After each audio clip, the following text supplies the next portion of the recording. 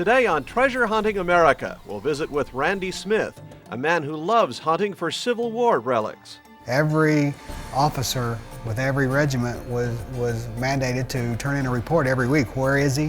What's he doing? It's not that hard to find these places. Now it's still, you've got to get out there and cover some ground, but once you start hitting those bullets, you know you're in the area. Then we'll travel to Fresno, California, where Phil Foster and his 5-year-old son hunt for treasure in the local reservoirs.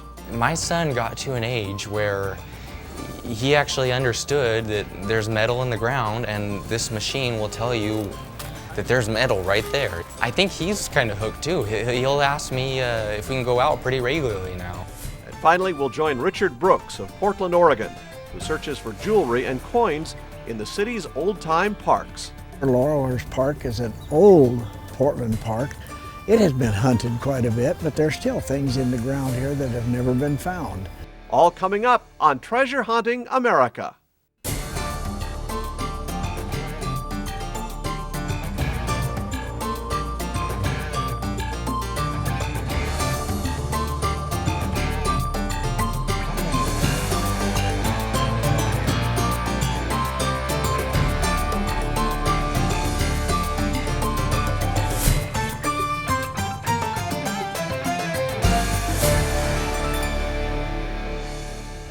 Hello and welcome to this episode of Treasure Hunting America. I'm your host, Mark Hendricks. Over the next half hour, we'll share some amazing stories of everyday treasure hunters across the country. Our first treasure hunter is Randy Smith. Randy's exposure to metal detecting began by learning from his father, whose best find was a loaded 18th century Spanish flintlock pistol. This made a huge impression on Randy in what treasure lies just under the ground, waiting to be found. Actually, my dad started the hobby for our family back when I was like 9 years old, and he really got addicted into it, and virtually all of our vacations had some metal detecting involved, and weekends and evenings and stuff. And so I started early. I was, like I said, 9 years old, and just the things that he would find would be really interesting to me, and that just kept me, going into it and staying involved with it. So it's been a lifelong hobby for me. It just kind of grew on me. I started seeing some of the things he was finding, and it was fascinating and interesting and stuff. So like father, like son, I wanted to get out there and do what he's doing. And then I started finding things, and it just kind of became an addiction from there. And it's just something that I've done always, it seems like. You're out in the outdoors and you're together. And if you have a kind of a competitive relationship with somebody, well, then this is just like fishing or anything else. You want to try to outdo the next guy. So it's real fun. Randy lives in Tulsa, Oklahoma, a great hunting ground for ghost towns, oil boom towns, and Civil War relics. Oklahoma area is a fantastic area for metal detecting. A lot of history, a lot of Indian history, settlers. The oil boom created a lot of ghost towns that went away in later years. So it's a lot of opportunities for metal detecting, a lot of outlaw history where they were robbing trains and banks and burying the money. So it's just a great historical place to metal detect, as most of the country is when you think about it. For Randy, his passion for metal detecting starts first with a love of history. Old houses like this one built in 1881 is an excellent place to metal detect. A few weeks ago, a friend of mine noticed some construction out here in front and metal detected. He found this old bust. Could be a top of a cane or a doll. We're not real sure what it is, but it's certainly an interesting item. So remember to keep your eyes open for places like this. It's an excellent place, and remember not to throw things away that you're not sure what they are. They could be valuable. I've always been interested in history, and this is basically, just a looking glass into history. It's always fun for me to try to think of, well, this artifact, what is it, first of all? What were the circumstances, why it's here, who did it belong to, and it's just like a big riddle. This is a really old park that I'm hunting, and there's a lot of trash in the ground, so I'm trying to pick out the good signals, and they read higher on the screen that tells me that they're coins, and I'm going to try to ignore a lot of the tin foil and bottle caps and pull tabs. And you survey the area when you get started. You kind of look, well, where did things happen out here 100 years ago? You look at the size of the trees, You look at the rocks and you kind of visualize, you know, where the people congregated, and that's where you want to concentrate. When we return, Randy will show some of his best Civil War finds and share about fellow treasure hunter Garth Brooks.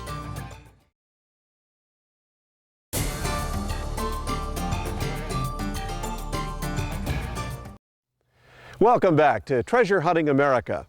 With his residence in the Midwest, Randy Smith has wonderful opportunities to hunt for his favorite artifacts, Civil War relics.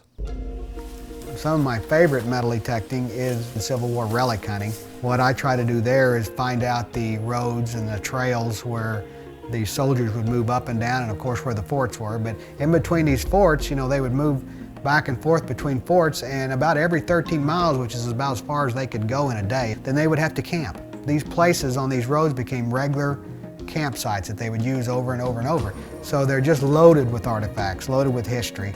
And relic hunting is kind of a combination of all types of hunting, because you find all types of stuff. You find coins just like a coin hunter would, then you find the military items, you find spoons and forks and just all kinds of things, old bottles and stuff of that nature. So they're usually out in rural areas, which is real peaceful and nobody to bother you, you know, nobody looking over your shoulder, and it's just real enjoyable to spend a day out there in those kind of areas. This is some Civil War bullets that it's the typical finds what you might find in an old Civil War campsite, you know, the bullets and the buttons and things of that nature. So this is just a variety of the different types of bullets that you might find. They're not real valuable, $6, $7 a piece. There are some rare ones that can be worth, you know, hundreds of dollars, but typically this is the kind you find.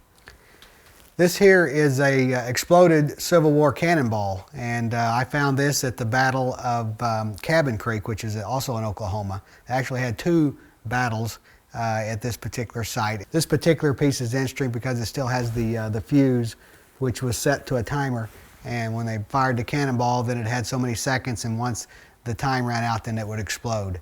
And inside of this cannonball, it was hollow, and it had a whole bunch of smaller round balls. So these had what they call canister shots. So a bunch of these balls were inside the cannonball, and it did a lot of damage. This here I just found just last month, and it's a bayonet, a Union soldier's bayonet, and I found it in a campsite, and I actually was able to locate where the actual tent was of this particular soldier, and you know, we dug down about a foot and just kind of estimated the actual area of where the tent was, and we found the fireplace. The ashes were still there. Found a couple of Indian head pennies in the fireplace. Then I found an old whiskey bottle inside of there. I found the bayonet, and then over in the corner I dug a button, and the button still had the wool from the soldier's coat on it. And then I dug another button. I wound up digging 20 buttons out of the corner of this tent, and so it was obvious that that's where he laid his coat, and he moved on to another site. He left all these artifacts in the tent, and we found them. This here, if you don't know, it probably doesn't look like much, but it's actually a Confederate officer's button off of his uniform. So it's very rare.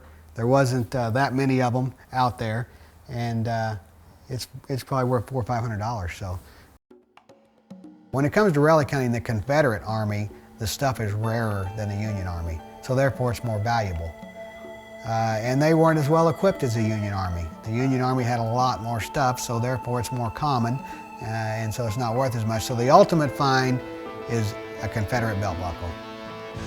Could be worth upwards of $20,000, $30,000 for the right belt buckle. There is a very good written record of the Civil War. Every officer with every regiment was mandated to turn in a report every week. Where is he? What's he doing?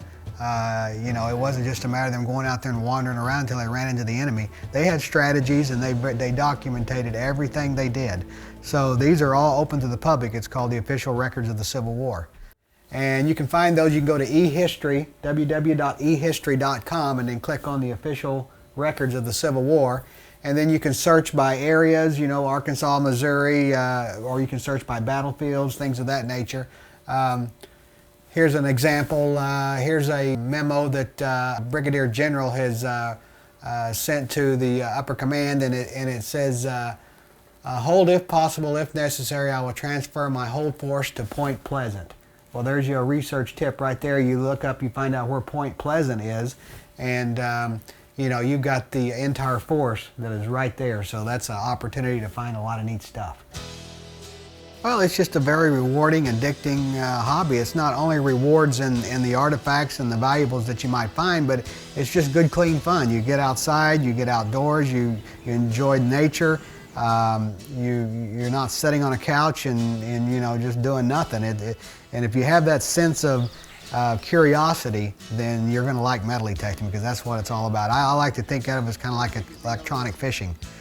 It does take patience. You know, you're not going to find something valuable every time you dig a hole. So you've got to have patience, but you've got to have that burning desire to find something good. And when it happens for you once, then you're, like I said, you're addicted. And this is my best find to date, which is the 1715 Spanish gold escudo. It was an ounce of 24 karat solid gold, minted in Peru. Coming along the Florida coast, the hurricane sank the ship, and there was thousands and thousands of these scattered all along that area. And you know, that's where they got the name, the Treasure Coast. If you go to the Atlantic side of the Florida coast, that strip of land through there is called the Treasure Coast. And that's where it came from, is right here, Spanish treasure. Probably the most exciting thing I've ever found. From Garth Brooks to the thousands of others hunting for treasure in America, once you start, you just can't stop. I met Garth Brooks. He came into my store and I was interested in metal detectors, and he was actually digging a pond on his property. He actually lives in Oklahoma now, and dug up an old coin when they were digging the pond. So the bug got him. He got interested. He came in, he bought some metal detectors for him and his kids and stuff, and they just went out there and had a ball. After decades of hunting, Randy offers some pretty simple advice to those just getting started in this hobby. Spend as much time deciding and figuring where you're going to metal detect as you actually do metal detecting. If you just walk out the door and go to the first place you come to that's easy and it's very accessible, and you know, you've got to figure that probably some other people have done the same thing in that same spot. So if you spend a little time finding that off the beaten path place that nobody else has took the time to research and find, that's when you're really rewarded. And that's when the hobby really becomes fun, is when you're in a place and you're finding stuff. You know, just good thing after good thing, and that's done through research. I mean, it'll happen occasionally by accident, but the people that are really successful are the ones that spend the time in researching and finding out where to go. I know people that have found single items that are worth $30,000 and $40,000. It's no guarantee that you're going to go out there and strike it rich, and actually very few people ever strike it rich. But you know, just I've known people that have bought cars and boats and put their kids through college, all off things that they found with metal detectors. So it's absolutely rewarding monetarily as well as in other ways. When we return, Phil Foster will share about his 5-year-old son's interest in metal detecting and how owning a coin shop has its advantages in treasure hunting.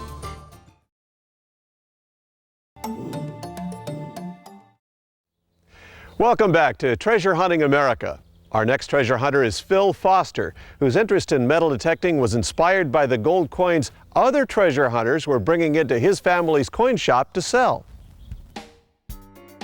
My family owns a coin store, and we've always sold metal detectors. And people would buy these metal detectors, they'd go find just these wonderful finds. They'd find coins, jewelry, they'd bring them into me, and it just made me think, this is something I want to do too. I started asking my father, you know, I need you to take me out. I want a chance at this. I want to see what I can find. When Phil turned 16, a whole new world opened up for him in treasure hunting targets. When you have a metal detector in your back seat, you start looking for things to find. You know, you look at things in a whole different light. So when you see an old abandoned house, it's not just an old abandoned house anymore. This is a place you might bring some treasure out. One time I found an old water valve from the Hanford Water Company. Didn't mean a lot to me at the time I found it, but you know, Hanford is a nearby town to where I live here in Fresno, and It's a neat old turn-of-the-century valve. I don't know, something like that's worth a lot of money, but it's not always about the money. Sometimes you just find neat old things.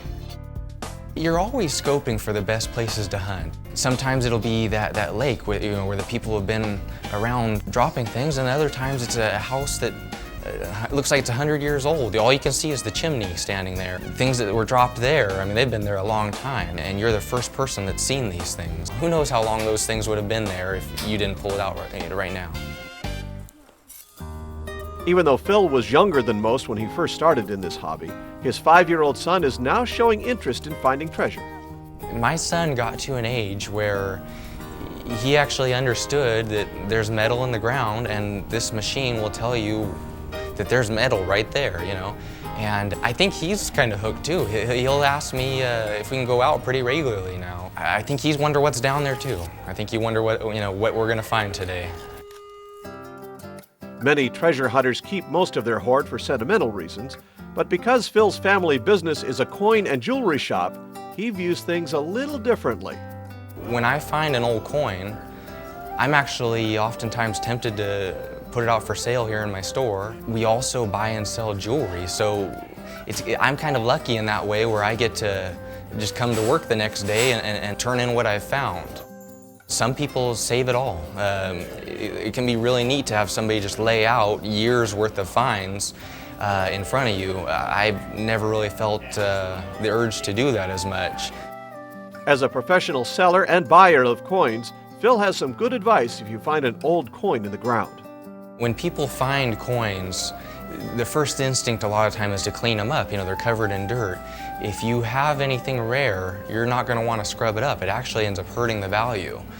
Collectors like them original. I'm not saying people want the coin with a bunch of dirt on it, but there are proper ways to take care of coins. So you can go into a good reputable coin store, see if you have something rare, and ask them what should be done with that coin. Should it be cleaned or should it be left closer to the state it is now? For Phil, there's still a lot to be discovered, and his goals are high in what he'd like to find.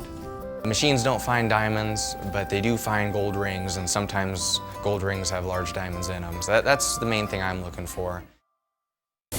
When we return, we'll visit with Richard Brooks, who hunts old parks and finds silver and gold jewelry.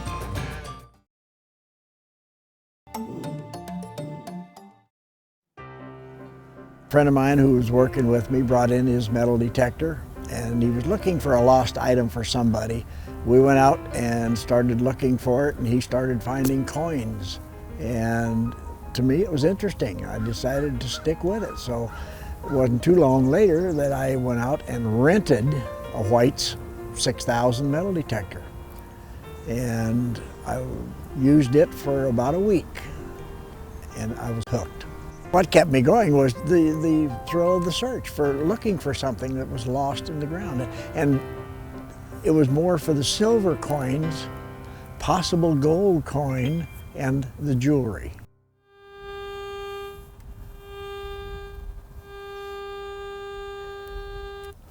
Okay, we got a target. We'll go ahead and try to hit it here.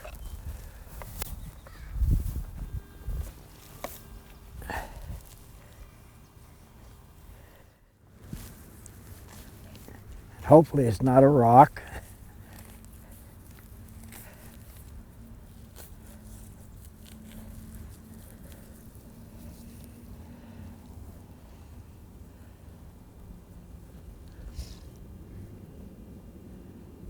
Well, we lucked out on a piece of jewelry. How about that, huh? Silver? I have no idea right now what this is. It's got some kind of a hasp here with a hinge on it, so I don't know. But it is a piece of silver jewelry. I've learned that research is very important, and I've gone to the Oregon Historical Society. I go to Multnomah County Library and pick up books on the history of Oregon. They are priceless, really. There are places that have never been hunted. It's just that you have to find them now. The maps aren't there, the old maps. If you can find some of the old maps that go back to the turn of the century, wonderful. These are some of the items that I've found through the years metal detecting, and I'll just show you a couple of them. This is the half-carat diamond ring that I've found in the Selwood parking strips. It's in very, very good condition. This is the silver eagle that was found in Washington Park under a tree next to a mole trap. And it's kind of a favorite with me. That was my first real ring find. Here's one, gold ring. It was found at Catlin Gable School out on the soccer field. And that's an area where there's tons of jewelry in the soccer fields. They get to playing soccer and things fly off the fingers or out of the pockets. While many hunt old parks, homesteads, or their own backyards, Richard has a favorite area most people might overlook. The favorite area is the parking strips, the little strip of grass between the sidewalk and the road. For some reason that seems to hold very, very old stuff, coins, jewelry. I think they're loaded because people, when they get into their car or getting out of their car, they pull their keys out of the pocket, and if they've taken a ring off or they've got a coin in there, it's going to come out, it flips out, drops down, they don't notice it, and it's lost. We come by, we search, we find them. At this point in his metal detecting history, Richard is looking to pass on his knowledge and expertise to the up-and-coming detectorists. I don't think there can be any secrets in metal detecting. You want to pass everything that you learn as you go to the new people. We're teaching the beginners, the new people, how to do it right.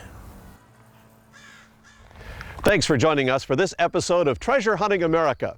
Be with us next time as we explore more stories of everyday treasure hunters around the country. Until next time, I'm Mark Hendricks. Happy hunting! Treasure Hunting America is sponsored by White's Electronics, manufacturers of the world's finest metal detectors. For over 50 years, White's has been building metal detectors in the USA for treasure hunters around the world. For more information, visit their website or call the number on your screen.